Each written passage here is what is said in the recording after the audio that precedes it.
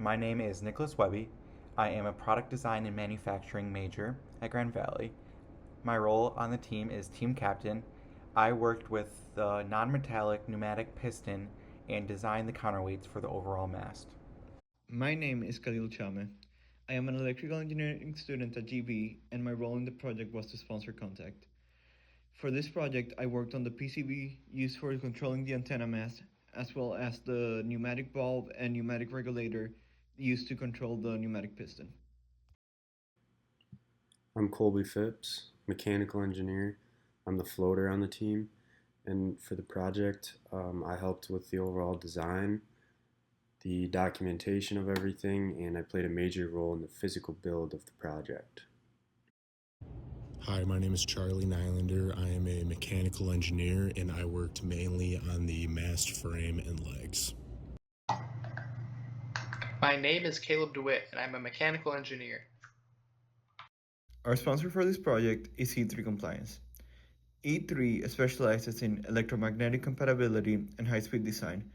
They work with customers in design, simulation, and testing in order to solve EMC and high-speed design issues. For this project, E3 requested an automated antenna mast for the SAS 570. Unlike other antennas at E3, this antenna doesn't have a dedicated automated setup. By implementing our antenna mast, we can save time in testing and facilitate the job of the operator. Starting with the mast frame, it is comprised of several 4-inch square fiberglass tubes. It is assembled together using half-inch nylon rods and acrylic brackets. They are assembled in a way that creates stability for the antenna and lets the antenna adjust to critical heights needed for testing. The frame also holds together the main components of the mast like the platform, crescent, sleeves, and counterweights. This is the crescent of our antenna mast. It holds the antenna securely and rotates to change the polarization of the antenna. There's multiple different adjustment points to ensure that the antenna is perfectly level during use. I'm going to be talking about the counterweight assembly for our project. First thing, as you can see, we have our top cap piece that fits on top of the mast. This is secured over the top, and then there's threaded rods that go through to ensure that it stays on. And then as you move over, you can see the two pulleys. Those are press fit in with dowels. And then there's a rope that goes around the two pulleys. Those have tracks, that holes that go through the bottom.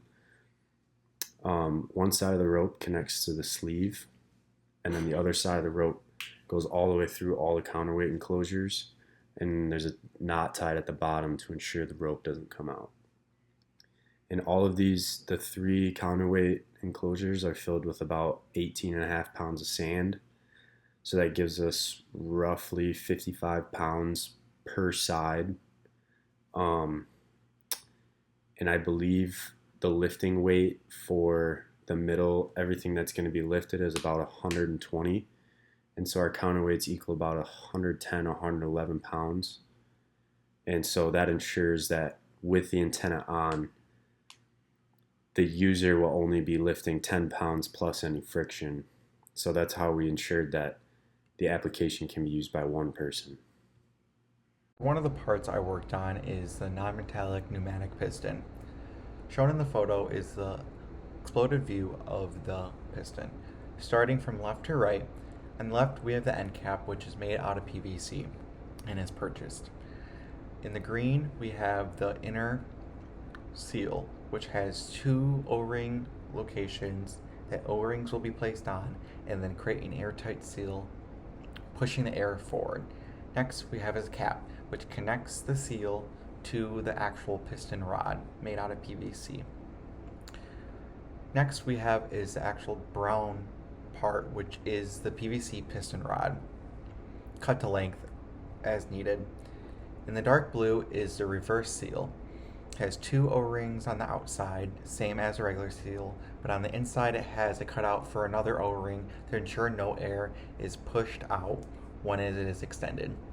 Another, we have a PVC cap, which caps on the end, and then we have the green piece, which is another PVC cap, which attaches to our piston.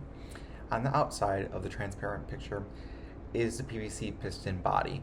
Shown in the bottom left and the bottom right are two inlets for the air pressure to go in and out for a fully extended piston and a fully retracted piston. An electrically controlled pneumatic valve was implemented in order to control the piston. This is controlled by the PCB and it essentially switches the supply air from one port to another to extend or retract the piston. Apart from this, a pressure regulator was implemented to limit the pressure of the piston to around 25 psi. This was done so the piston and the crescent wouldn't be damaged when rotating the antenna. Additionally, this allows E3 to change the supply air from outside the chamber if needed for equipment or for a specific product. A custom receiver PCB was built in order to interface with the current setup at E3 and also power our antenna mast. The board relies on fiber optics for communication, as this would not lead to any unwanted emissions that could ruin the integrity of the test. The board takes 12 volts in, which is needed to power the pneumatic bulb. It then uses an LDO to bring it to 5 volts, which is needed for the fiber optic sensor. The current transmitter board being used at E3 takes input from the test operator or the automated test software and decides if it shines the light on or off. Based on if the light's on or off, the fiber optic receiver outputs either 5 volts or close to 300 millivolts. This goes into a transistor switching circuit. When it receives 5 volts, it completes a path to ground for the 12 volts, which allows the pneumatic bulb to be activated. However, when it gets 300 millivolts, this is not enough to trigger the switching circuit, and the pneumatic bulb does not see the 12 volts and is not activated. This is how we control the polarization of the antenna.